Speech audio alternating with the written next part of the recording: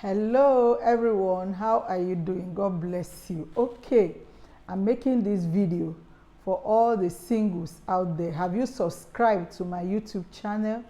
Go subscribe to my YouTube channel, Miro Talk Show TV. Okay, this video I'm making is for singles, whether you're a man or a woman. How not to fail in marriage. Marriage is an institution that is established by God. Marriage itself does not fail. When people say my marriage failed, no, your marriage did not fail. It's you that failed in marriage. Marriage never fails. Anything God established is good, is perfect. But it's the people that practice it that fail in their duties.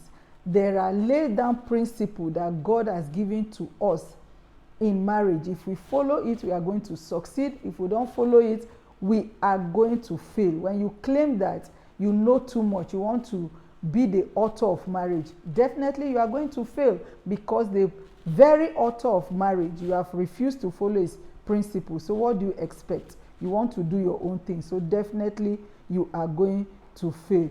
The principle number one, make sure that you are prayerful. You want to go into marriage, be prayerful. Be prayerful. Even if you have seen the person, still pray and ask confirmation from the Lord. He said, as many that are led by the Spirit of God, they are the sons and they are the daughters of God. When you pray, there's an inner witness that God is going to minister to you to make you know that this is the right person. So you are not choosing by flesh. Though marriage is a fleshly thing, but it's birthed spiritually. Okay? Principle number 2. Things that make you to succeed and not to fail in marriage. Take time to get to know your spouse, the person you want to marry, be it the man or the woman. Get time. Take your time. Study the person. Know this person without a shadow of a doubt. You can beat your chest that you say, yes, I truly know this woman. I truly know this man. Have you investigated the person spiritually and you are satisfied? Have you investigated the person's character physically and you are satisfied? Materially you are satisfied? Mentally you are satisfied? Foundationally you are satisfied?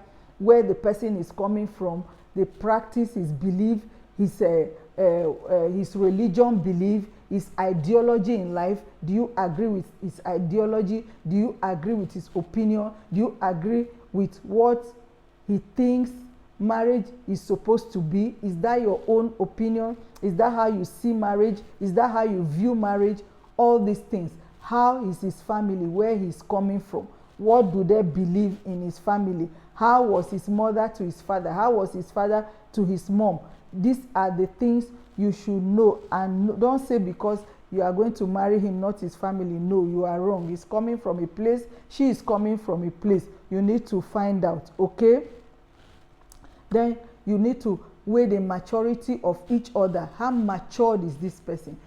When there's conflict, how do you people settle? How do you handle it? These are the things you need to know. The differences. Know your differences. Can you handle my difference? Can I handle your difference?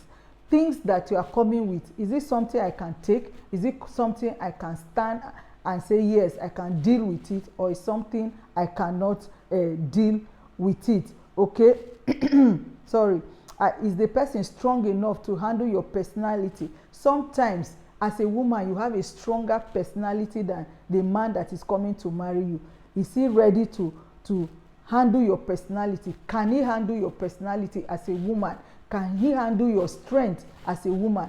And you, the lady, can you handle his personality as a man? Can you handle his ego? Can you handle all his principles and his ideas? Can you handle it? Can you agree with him? These are the things you should look out for. Then the third point, understand that marriage takes work.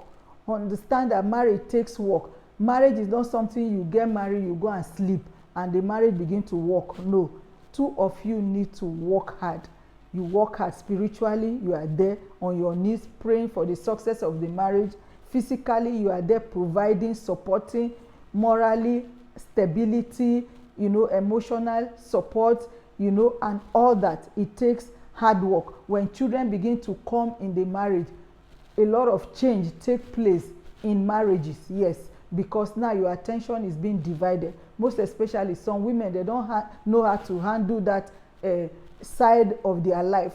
They neglect their husband completely, and that is when you see the man begin to look outside, because the woman is carried away by the child. He doesn't have time for the husband, doesn't look good, doesn't talk to the husband anymore, doesn't stay with the husband, cuddle each other the way they used to be. 24/7 is about my child, my child, my child. No time even to cook. You don't even have time. So you need to manage your life at that time. You need to manage the time that you have, so that your husband doesn't feel left out. Your husband doesn't feel as if you are abandoning him. Your husband doesn't feel as if you don't have his time. A child has come to take his place.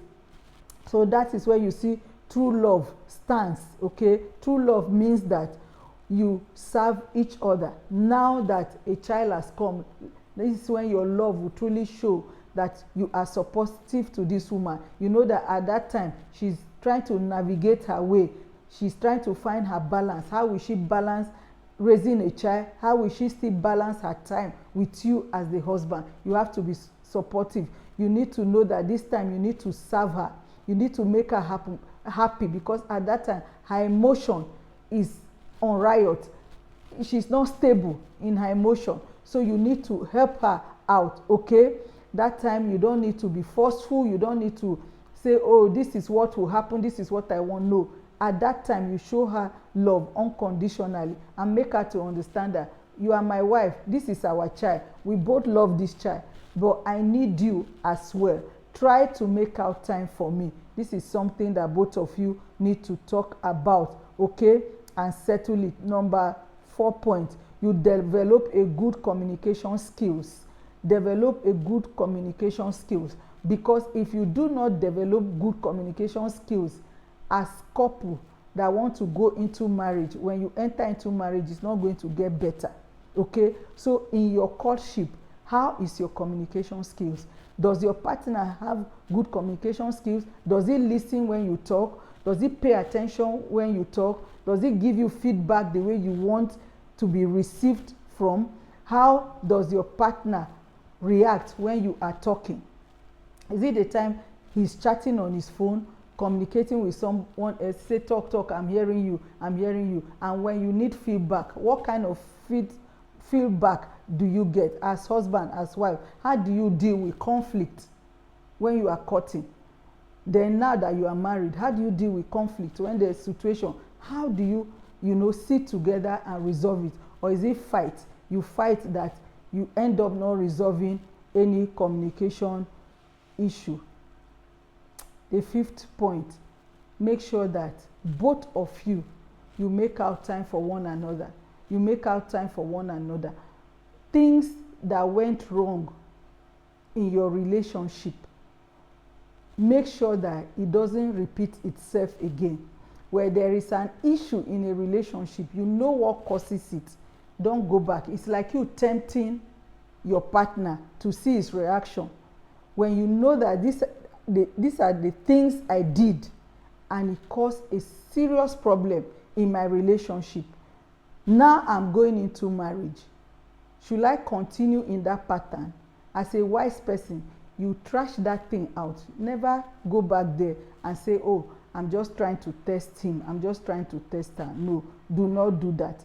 Then be willing at all times to forgive each other. Be willing. Before apology will come, make up your mind that you are forgiving your spouse. Okay? Make sure that you are forgiving your spouse. Don't hold anything in your heart towards your partner. No. Do not hold anything in your heart towards your partner. Let go quickly. Let go quickly. It helps you to succeed in marriage. But if you hold on to what he has done to you, you will not let go. You keep saying it. He offends you. In the next 6 months, you still bring back what he has done to you last year. You still remember the date, remember the time, remember the color of cloth he was wearing, the shoe, the particular place, all the things he said to you. You remember it one by one. You cannot succeed in marriage that way. So let go of whatever thing, so that you can succeed in your marriage as a single person. Marriage is beautiful, marriage is good, marriage is sweet. When you understand these things and do it, you are going to enjoy your marriage. God bless you.